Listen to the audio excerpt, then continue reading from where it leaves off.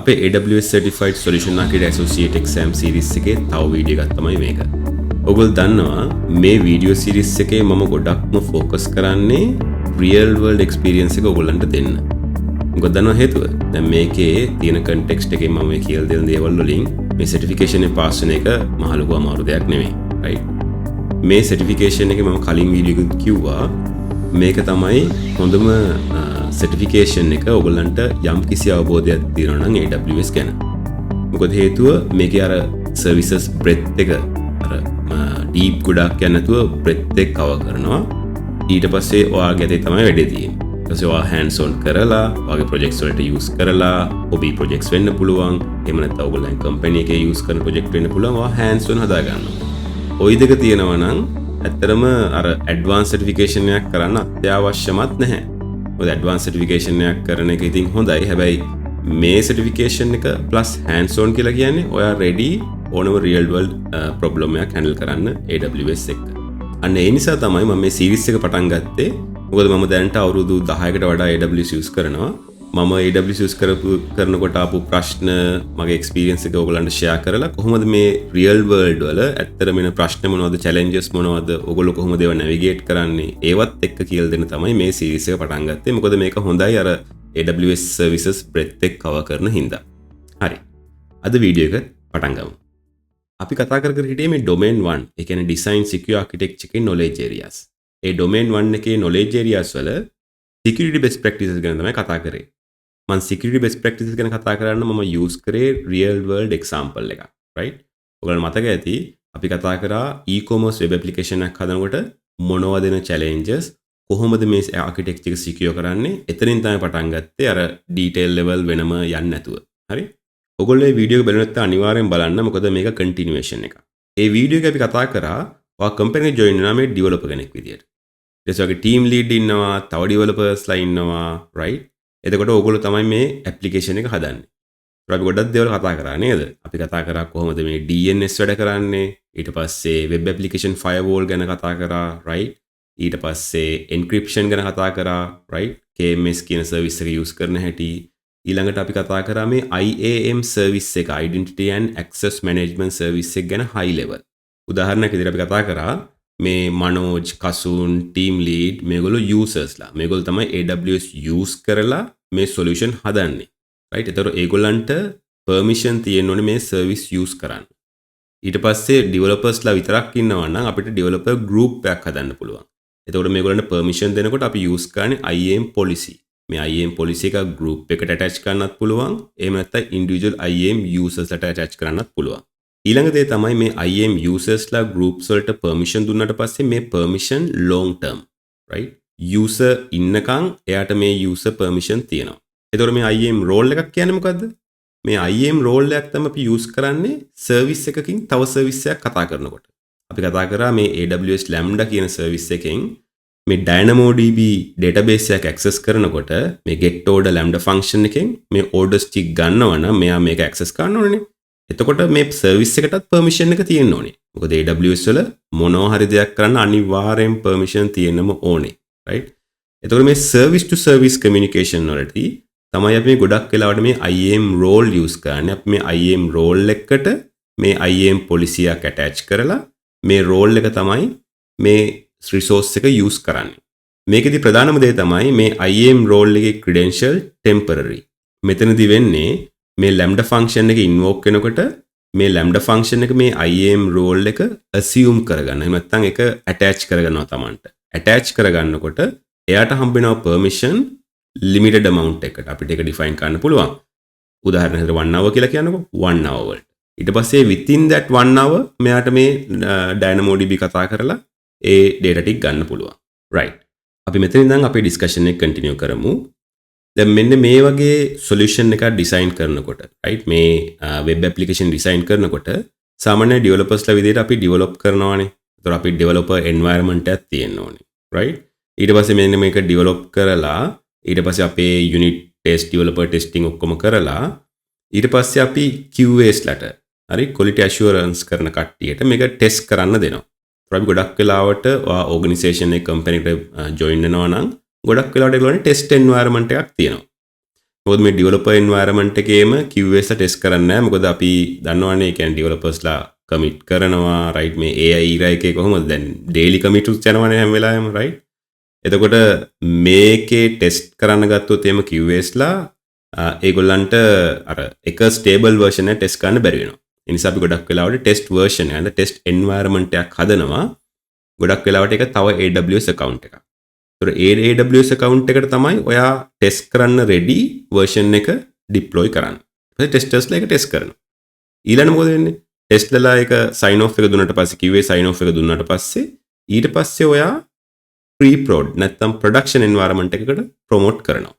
ඒක pre-production වෙන්න පුළුවන්. ඒ pre-production එකේ ඔයාලට customers ලට ටෙස්ට් කරලා ඒක make sure කරන්න පුළුවන් මේක all good කියලා.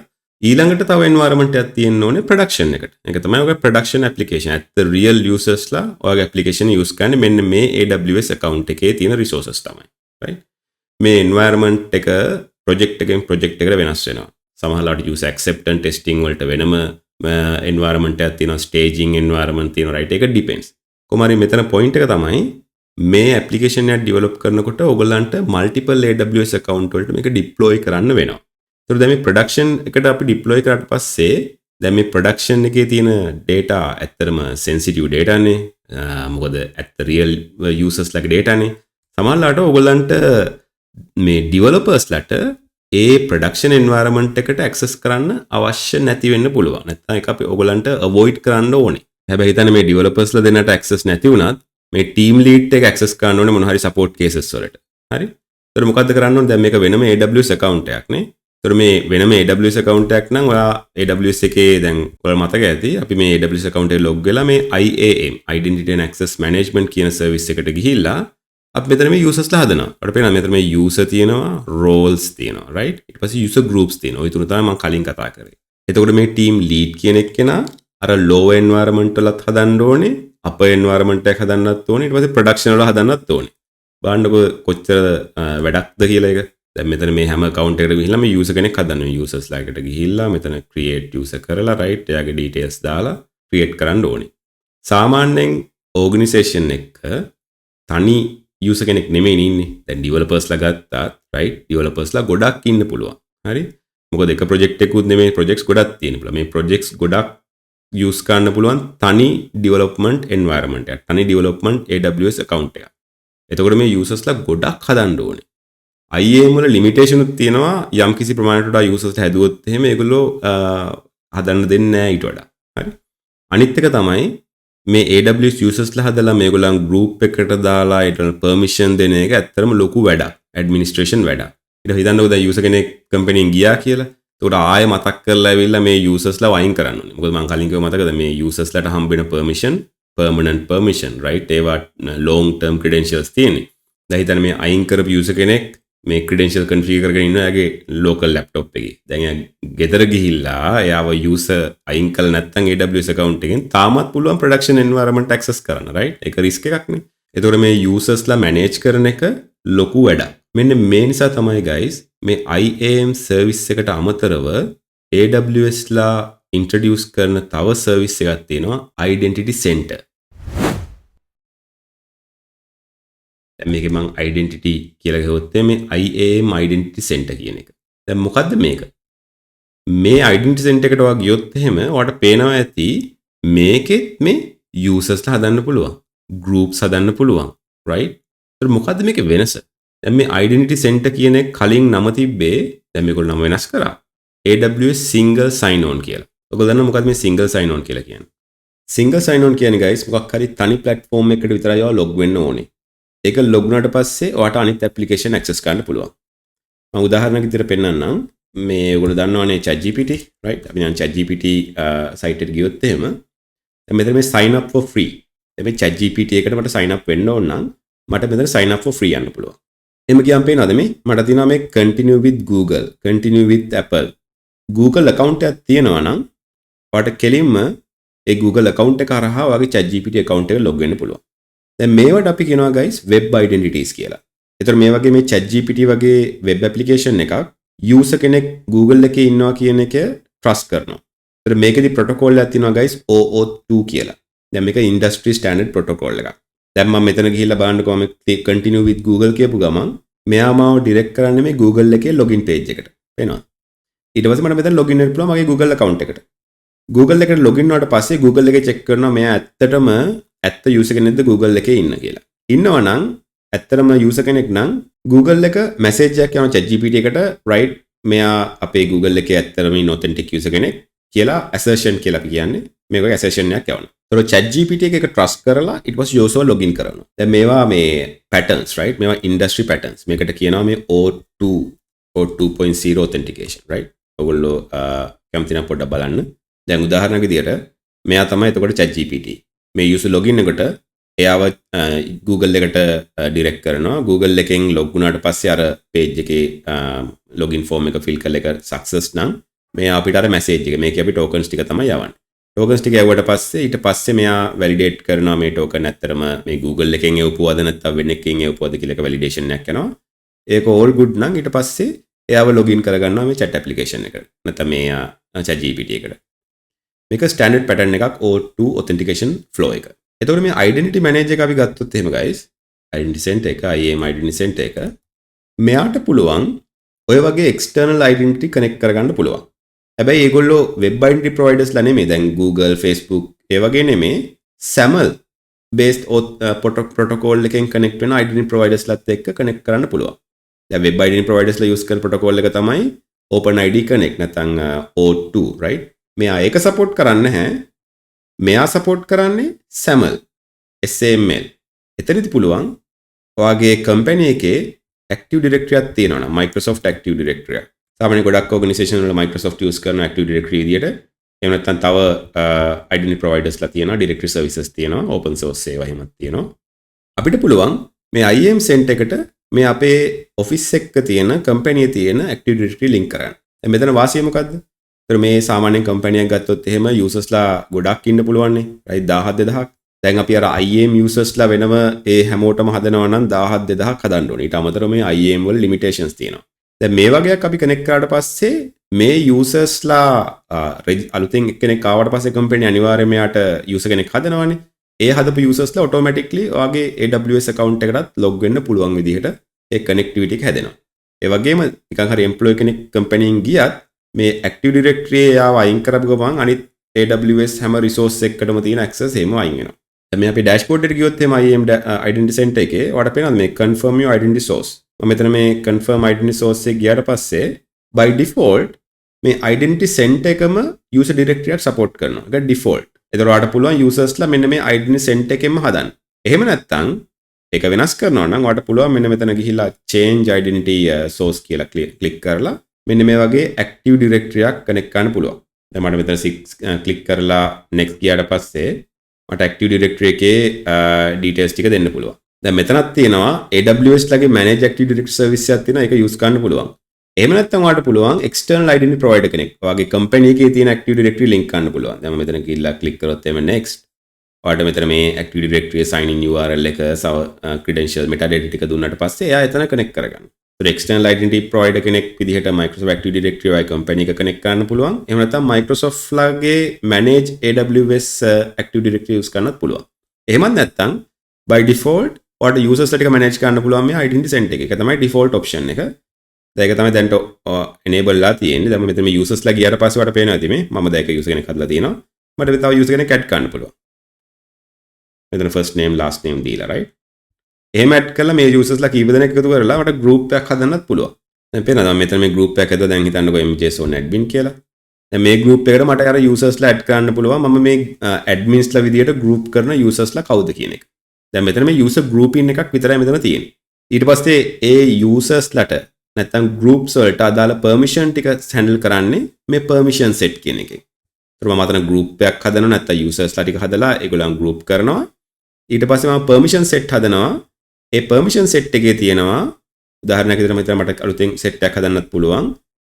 දැන් මෙතන ගියොත් එහෙම create permission set කියලා මට මෙතන predefined permission set එකකින් හදන්නත් පුළුවන්. එහෙම නැත්නම් custom permission set එකක් define කරන්නත් පුළුවන්. දැන් මම predefined ගියොත් එහෙම මට පුළුවන් උදාහරණයක් විදිහට power users access කියලා හිතන්නකෝ. දැන් මේ කියලා කියන්නේ මේ provide full access to AWS services and resources but does not allow management of users and group. එහෙම නැත්නම් මට පුළුවන් මේ custom permission set එකක් define කරන්න. දැන් මෙතන ගිහිලා next කරොත් එහෙම මට මෙතනින් add කරන්න පුළුවන් right මේ user group එකට පුළුවන් දේවල් මොනවද? DynamoDB full access විතරයි පුළුවන්. හරි එහෙම කරලා මම මේ permission set එක හදලා ඊළඟට මේ user group එකයි මේ permission set එකයි මම AWS account එකකට link කරනවා.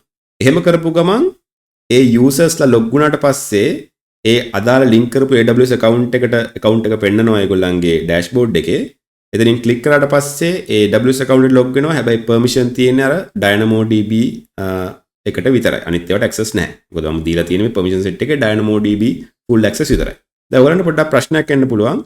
මේ එකම දේනේ කරන්නේ මේ IAM එකෙත් නේ. මොකද මේ IAM එකෙත් තියෙන්නේ මේ අපි usersලා හදනවා right. මෙතන usersලා හදනවා ඊට පස්සේ මේ roles හදනවා ඊට පස්සේ මේ usersලා group වලට දාන්න පුළුවන්. ඊට පස්සේ usersලාට වෙනම permission මේ enable add කරන්න පුළුවන්. මේ add permission ගිහිලා permission add කරන්න පුළුවන් right. ඒකම දෙන්නේ තියෙන්නේ. මොකද්ද ඒතකොට වෙනස? වෙනස තමයි guys. අපි මේ IAM එකේ user කෙනෙක් හැදුවොත් එහෙම ඒ user දෙන credential long term right.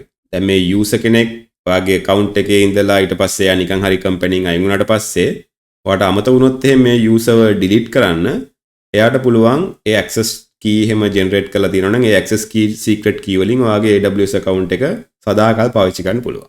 හැබැයි identity set එක හරහා ඔයා user කෙනෙක් හදලා එයාට permission set එකක් associate කරොත් එහෙම ඔයාට පේනවා ඇති දැන් මම මේ permission set එකක් ආයෙසරයක් create කරන පැත්තට ගියොත් එහෙම මම නිකන් හිතන්නම්කෝ මේ power user access කියන එක next කරාට පස්සේ මේ බලන්නකො මේකේ session duration එකක් වෙනම තියෙනවා. දැන් මෙයා log වුණාට පස්සේ එයාගේ session එක valid වෙන්නේ 1 hour විතරයි. එහෙම නැත්නම් ඒක up to 4 hours 8 hours අපි define කරන්න පුළුවන්. සාමාන්‍යයෙන් අපි company එකක් usersලාට මේ identity center එක use කරනකොට it depends. සාමාන්‍යයෙන් අපි 8 hours වගේ දාන. එතකොට ඒ අදාළ දවසේ වැඩ කටයුතු කරාට පස්සේ පැය 8න් පස්සේ ආයෙ log out වෙනවා. හරි. ඊපස්සේ ආයෙ ඊට පස්සේ දවසේ ආවිලා ආයෙ login වෙන්න පුළුවන්. ඔය එක දෙයක්. අනිත් එක තමයි guys මේ identity center එකෙන් අපිට පුළුවන් මේ AWS account විතරක් access කරන්න නෙමෙයි. AWS account access කරන එක දෙයක් විතරයි. හරි. දැන් මෙතනින් මට AWS account එකකට access කරන්න පුළුවන්. දැන් මම කිව්වේ AWS account එකකට. එහෙම නැත්නම් ඔයාගේ වෙන company එකේ තියෙන තව corporate accounts තියෙන්න පුළුවන්. උදාහරණයක් විදිහට හිතන්නකෝ ඔයාගේ තියෙනවා Confluence කියලා. Confluence වෙන්න පුළුවන්. තව support කරන ගොඩක් applications තියෙනවා Evernote right. ඊට පස්සේ QuickSight මේ dashboarding වලට එහෙම හදපු service එක dashboard එක real time dashboard වලට මේ user කෙනෙක් identity center එකෙන් log වුණාට පස්සේ ඔයා connect කරලා තියෙනවා නම් AWS account එකක් Confluence Evernote තව ගොඩක් application තියෙනවා මේ හැම එකටම මේගොල්ලන්ට access තියෙනවා ආයෙ login වෙන්න දෙයක් නැහැ ඒක තමයි මේක අර කලින් single sign on කියලාත් ආවේ දැන් මම මෙතන ගියොත් එහෙම මේ applications වලට ඔයාට පේන්නේ ගොඩක් application ගන්න පුළුවන් මම add application ගියා I want to select an application from the catalog කියවට පස්සේ මේ catalog එකේ තියෙන application කොට බලන්නකෝ මේ Adobe තියෙනවා right Adobe Connect ඊට පස්සේ Confluence තියෙනවා right Evernote right ඔයගේ ගොඩක් තියෙනවා පේන pages 27ක් විතර තියෙනවා right ඔක අනිත් එක right මට හිතෙනවා දැන් ඔයගලන්ට idea එකක් එයි මේ IAM service එකට වඩා කොහොමද මේ identity center එක වෙනස් වෙන්නේ single sign on වගේ use cases වලදී බයි තාම අපේ අර early concern එක resolve වුන්නේ නැහැ නේද ඒ කියන්නේ අපිට වෙන වෙනම accounts ඕනේනේ right මේ වෙන වෙනම accounts අවශ්‍ය වෙනකොට අපි කොහොමද accounts හදාගන්නේ කොහොමද usersලා centrally manage කරන්නේ මේ accounts වලට අන්න ඔතනදී තමයි guys අපි මේ use කරන identity center එක connect කරන්න පුළුවන් තව service එකක් එක්ක ඒ service එකට කියනවා AWS organization